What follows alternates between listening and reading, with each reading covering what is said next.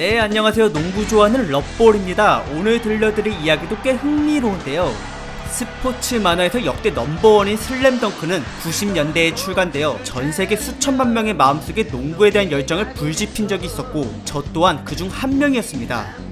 강백호와 최치수, 그리고 변덕규 같이 키가 큰 빅맨들은 주로 골대 아래에 위치해 골밑슛, 리바운드, 블락 등을 담당하는 걸로 이 책에 많이 그려져 있는데요. 만화와 게임을 통해 각 포지션의 역할들을 배웠었던 어린 시절의 저는 2000년대 후반까지 모든 빅맨은 3점슛 능력치가 밑바닥인 줄로만 알았습니다.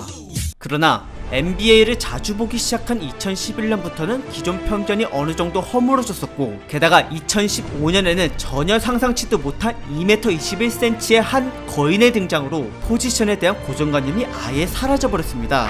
그 거인의 이름은 바로 크리스탑스 포르징기스. 넘사벽의 키를 가진 선수들은 몇몇 소수를 빼고 대부분 장거리 슛 감각이 안 좋은 편이지만, 이 선수는 어디에서든지 득점이 가능한 훌륭한 손목 스냅을 가지고 있습니다. 게다가 신장은 작년까지만 하더라도 NBA에서 1등이었을 정도로 컸기 때문에 그 어떤 수비수가 가까이 붙어도 이 크리스에겐 그저 어린애로밖에 보이지 않았을 텐데요. 이번 영상에선 포지션 파괴범이라고 불릴 만큼 자신의 피지컬과 슛터치 단 이 두 개만으로 모든 유형의 득점을 터뜨리고 다녔던 초신성 크리스탑스 포르징기스를 소개하도록 하겠습니다.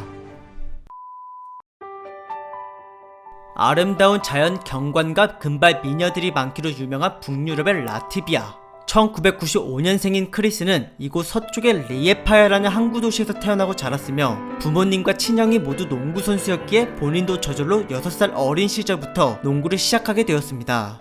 12살 때에는 당시 이탈리아 프로농구팀에서 활동 중이던 친형의 권유로 집 근처 고향팀에 들어갔고, 그로부터 3년 동안 각종 훈련을 착실히 받았는데요. 그러면서 재능과 신체의 성장 면에서 놀랄 정도로 두각을 드러낸 크리스는 15살에 키가 무려 2m 3cm까지 자라 있었고, 이 유망주의 장래성에 흥미를 가진 스페인 1부 리그의 발론세스토 세비야 팀은 곧바로 그를 영입하기까지 이르렀습니다.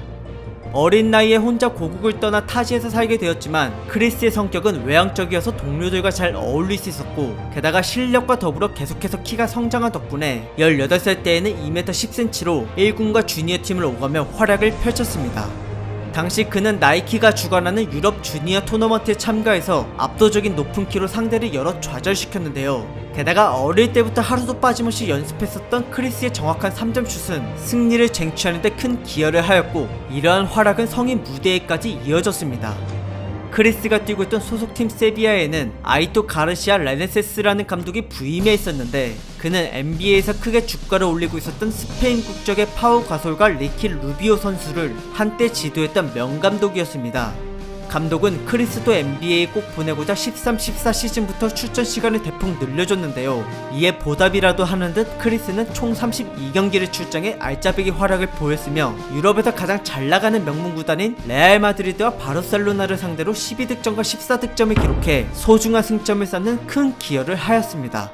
그 결과 작년 18개 팀들 중에서 15등밖에 못했던 세비야를 7등에 올려놓는 데 성공하였고, 더 나아가 유럽의 여러 팀들과 경쟁할 수 있는 유로컵 진출권을 따내기도 하였는데, 그 공로를 인정받아 다음 시즌부터는 오로지 선발로만 출전하게 되었습니다. 덕분에 50경기를 출장한 크리스의 기록은 전체적으로 2배가량 상승하였으며, 유로컵 무대에선 평균 11.6득점과 45%의 높은 3점 성공률을 뽑아내자 22살 미만의 1등 유망주에게 주어지는 유로컵 라이징 스타에 선정되었고, 그뿐만 아니라 스페인 리그에서도 최고 유망주 5명에 포함되는 영광을 누리기까지 하였는데요. 그렇게 2년 만에 자신의 주가를 급상승시킨 2m 21의 이 청년은 곧바로 언론과 NBA 스카우트들로부터 많은 관심을 받게 되었고, 자기 자신도 더 넓은 무대에서 기량을 펼쳐보고자 2015 NBA 드래프트로 뛰어들었습니다. 그리고 이곳에서 무려 상위 4번째로 뽑힘으로써 확실하게 재능을 인정받았는데, 하지만 아이러니하게도 크리스를 뽑은 구단의 팬들은 그 누구 하나 기뻐하지 않았고, 오히려 눈물을 흘리며 오열하였습니다. 특급 유망주로서 뉴욕 닉스의 유니폼을 입게 되었지만, 정작 팬들은 그를 환영하지 않았고, 여기엔 두 가지 이유가 맞물려 있었습니다. 첫째는 15년이라는 긴 세월 동안 제대로 된 신인 선수를 뽑질 못했다는 점과, 둘째는 크리스처럼 키 크고 장거리 슛 좋아하는 빅맨을 바로 직전까지 썼다가 피를 봤던 적이 있었기 때문입니다. 그는 2m13의 큰 키임에도 꿀밑이 아닌 외곽에서만 돌아다녔고 잦은 부상과 형편없는 수비 그리고 심한 슈팅 기복으로 팬들의 속을 뒤집어 놨던 적이 있었는데요. 게다가 크리스처럼 유럽 출신이었기 때문에 악몽을 경험한 뉴욕 팬들의 반응은 어찌 보면 당연했고 게다가 사실 그들은 크리스가 아닌 다른 팀의 7번째로 뽑힌 엠마누엘 무디에이를 원하고 있었습니다. 뿐만 아니라 당시 크리스는 자신보다 25cm나 작았던 슈팅 가드와도 몸무게가 비슷할 정도로 호리호리한 체형이었기 때문에 거친 환경의 NBA에서 살아남지 못한 채 부상만 당할 것이라는 불신은 더더욱 깊어져만 갔는데 이렇게 많은 이들의 미움을 한 몸에 받은 포르징기스. 하지만 그는 전혀 주눅들지 않았고 오히려 당당히 준비가 됐다고 말하며 벌크업과 함께 반전을 보여주겠다는 자세로 프리시즌에 들어갔는데요. 그러자마자 3번의 부상을 당하면서 팬들의 우려했던 대로 망조로 접어드는가 했더니 이를 모두 뒤집고 정규 시즌 때 모두를 놀래켰습니다. 15-16 시즌 첫 경기부터 주전으로 발탁된 크리스. 그는 약속대로 근육량과 함께 몸무게를 늘렸고 자신은 절대 과거의 최장신 선수들과는 전혀 다른 부류의 선수라는 걸 보여주고자 경기를 필사적으로 뛰었는데요. 그 결과 크리스탑스 포르징기스는 언제 터질지 모르는 폭탄이 아닌 복덩어리로 인식이 180도 바뀌었습니다. 장거리 슛을 좋아해서 몸을 사릴 것이라는 기존의 편견과는 다르게 실제로는 터프하게 몸싸움을 벌였고 심지어 베테랑 선수들을 상대로 오히려 이겨내는 모습도 종종 보였으며 큰 키에 어울리지 않게 분주히 움직이며 빈 공간을 찾는 광범위한 활동량과 더불어 공을 잡고 꼭대기 타점에서 쏘는 미들과 3점 슛은 상대 수비수를 있는 이나마 못한 존재로 만들어버렸습니다. 뿐만 아니라 그는 몸빵으로 공간을 만드는 스크린 플레이를 이용한 침투 전략과 그 반대로 뒤로 빠져서 장거리 슛을 쏘는 팀 플레이까지 곁들여서 공격을 전개했기 때문에 더더욱 막기 힘들었는데요. 게다가 수비할 때 또한 압도적인 피지컬을 내세워 상대의 슈팅을 단번에 쳐냈었고 먼 거리에 있는 선수라 할지라도 무려 2m29의 긴 팔로 상대 시야를 흐트려 놓곤 했는데 무엇보다 가장 상대의 간담을 서늘게 했던 것은 다름 아닌 리바운드였으며 미리 자리 잡은 상대를 뛰어넘는 걸 넘어 공 잡고 덩크까지 선보이기라도 하는 순간엔 경기장이 온통 그를 부르짖는 함성으로 가득 찼습니다.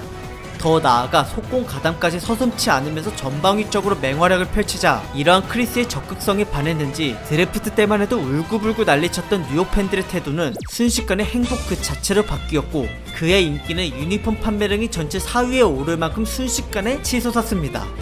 이러한 응원에 힘을 받은 크리스는 강팀들을 상대로 25점 이상의 득점을 내면 루키답지 않은 모습을 많이 보였고 그를 직접 상대해본 댈러스 매버릭스의 전설 덕 노비츠키 선수는 이 어린 선수에게 극찬을 아끼지 않았는데요. 그렇게 신의 한 수로 뽑혔던 포르징기스는 1년차에 기록한 평균 14.3득점을 넘어 2년차에는 평균 18.1득점을 찍는 발전을 보임과 동시에 앞으로 뉴욕 닉스를 이끌 선수를 뽑는 설문조사에서 기존 에이스 카멜로 앤서니를 제치고 1등으로 가장 많은 표를 받아 고작 2년 만에 명실상부 차세대 에이스로 등극하는 쾌거를 이루어냈습니다. 하지만 그 영광의 순간에서 갑자기 트러블이 발생하고 마는데 데뷔 시즌엔 NBA에서 가장 훌륭한 루키 5명에 선발되었고 그 다음엔 전반적인 기록 향상과 함께 쟁쟁한 테크니션을 지닌 선수들을 다 이기고 스킬 챌린지에서 우승하는 등 크리스는 동기들보다 뛰어난 발전을 보이며 잘 성장하고 있었습니다. 그러나 팀의 성적이 플레이오프는커녕 계속해서 밑바닥에서만 맴돌고 있자 이에 짜증났던 뉴욕 닉스의 사장 필 잭슨은 평소에 경기력을 비난하는 걸 넘어서 아예 팀을 갈아엎고자 핵심 에이스인 카멜로 앤서니를 트레이드하겠다고 시즌 도중 언론에 말을 하고 다녔는데요. 그러자 멜로를 우상으로 여겼던 선수들이 이를 반발하며 나섰고 크리스 또한 멜로를 헌 걸레짝으로 여기는 필 잭슨의 태도에 불만을 품었습니다. 이렇게 시작된 선수와 사장 간의 힘겨루기가 시즌이 끝날 때까지 지속되자 결국 팀 분위기는 처참해졌으며 급기야 잘 크고 있던 크리스까지 트레이드 선상에 놓이고 말았는데 그러자 수많은 팀들이 그를 영입하려는 관심을 보였고 이 때문에 크리스의 유니폼 값이 점점 떨어져 나갔으며 계속되는 대립에 화가 난 그는 구단의 공식 행사에 불참하기까지 하였습니다. 시간이 흐르면 흐를수록 필 잭슨 사장을 욕하는 뉴욕 팬들은 기하급수적으로 늘어만 갔고 이를 마냥 지켜볼 수 없었던 구단주는 특단의 조치를 내렸는데 그건 바로 부진을 겪고 있던 멜로를 트레이드 시킴과 동시에 필 잭슨을 해임하고 포르징기스를 중심으로 새롭게 팀을 개편하는 것이었습니다. 그렇게 한순간에 뉴욕의 왕이 되어버린 크리스. 그는 곧바로 에이스 자리에서 최선을 다하겠다는 기자회견과 함께 3년차 17-18 시즌에 나서 최고의 활약을 펼쳐나가는데요. 시작 11경기 동안 평균 30.4득점과 51%의 슛 성공률, 그리고 무려 41%나 되는 3점 성공률을 기록하면서 득점왕과 MVP에 가까운 하드캐리를 선보였고, 어느 하루는 40득점과 6블락으로 공격과 수비 모두에서 경기를 지배하기도 하였는데, 그 덕분에 뉴욕 닉스의 경기장에 늘 축제 분위기가 끊이질 않았습니다. 그리고 이 팬들의 행복은 시즌 도중 2018년 2월 6일날 부서지고 말았습니다. 이 선수는 거친 NBA판에서 부상만 당하기 뻔한데 왜 뽑은 거냐? 드래프트 때 많은 뉴욕 팬들을 비롯한 전문가들은 이렇게 말했고, 크리스를 향한 이런 심한 발언들은 틀리지 않았습니다. 살아남기 위해 벌크업으로 힘을 키웠고, 그 결과 몸싸움에서만큼은 조금이나마 경쟁력을 갖추었지만, 큰 키를 가졌음에도 골밑이 아닌 장거리 슛을 위주로 분주하게 움직이다 보니 지나친 체력 감소와 그로 인한 돌파와 몸싸움 약화, 그리고 이는 곧 무리한 슈팅으로 이어졌습니다. 그러한 혼잡한 과정 속에서 득점을 해야만 했던 그는 어쩔 수 없이 이제까지 하체 쪽에 온갖 잔부상을 겪어왔었는데, 그 불운은 점점 쌓이고 쌓여 결국 무릎 충돌로 인한 전방 십자인대 파열로 터지고 말았습니다. 선수 인생이 두동강 날 정도로 심각한 부상을 당한 크리스는 이날을 기점으로 시즌 아웃을 하고 말았는데요. 2018 올스타에 뽑혔을 정도로 평균 22.7득점을 하며 눈부신 활약을 펼치고 있었지만, 막상 그는 올스타전을 앞두고 이렇게 허무하게 무너져버렸고, 이런 크리스를 바라보는 팬들의 마음은 마치 모든 게 물거품이 된 듯 그저 공허할 뿐이었습니다. 수술을 포함해 무려 1년의 재활 기간이 필요했던 터라 에이스가 없는 뉴욕은 또 다음 시즌을 답도 없이 보내야 됐었고, 그가 돌아온다고 해도 운동 능력이 이전과 같을 것이라고 확신을 할 수가 없었기 때문에 구단 입장에선 그저 답답하기만 했습니다.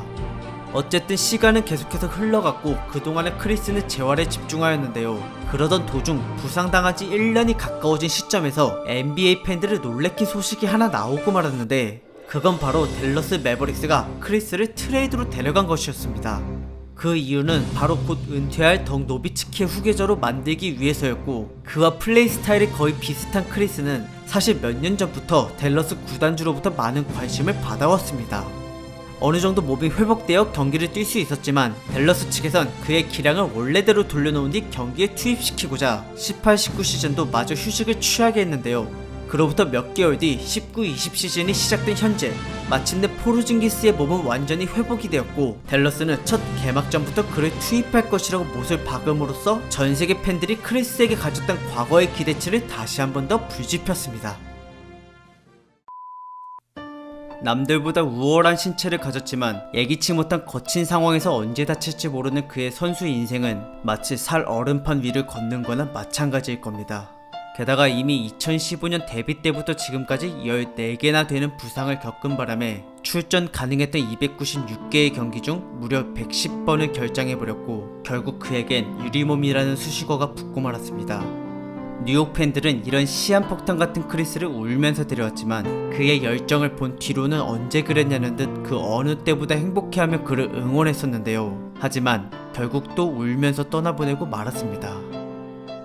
포르징기스 또한 이를 안타깝게 여겼고, 트레이드 직후 언제나 뉴욕을 가슴속에 간직할 것이라는 말과 함께 댈러스로 발걸음을 옮겼으며, 비록 다른 팀이 되었지만 자신을 응원해준 팬들을 위해 재활치료와 팀 전술 훈련에 적극적인 모습을 보여왔고, 이제는 모든 준비가 끝난 상태로 개막전만 기다리고 있습니다. 비록 수비와 몸싸움, 그리고 체력에서 약점을 보여왔지만 이를 모두 공격으로 커버해왔던 크리스탑스 포르징기스. 3년 차임에도 올스타에 뽑혔을 정도로 전도 유망했던 그는 과연 부상 후유증을 이겨내고 이번 19-20 시즌에서 다시 부활할 수 있을지 기대해보도록 하겠습니다. 네, 준비한 영상은 여기까지고, 시청해주셔서 감사드리며 더 좋은 주제로 돌아오도록 하겠습니다. 재밌게 보셨으면 구독 부탁드릴게요.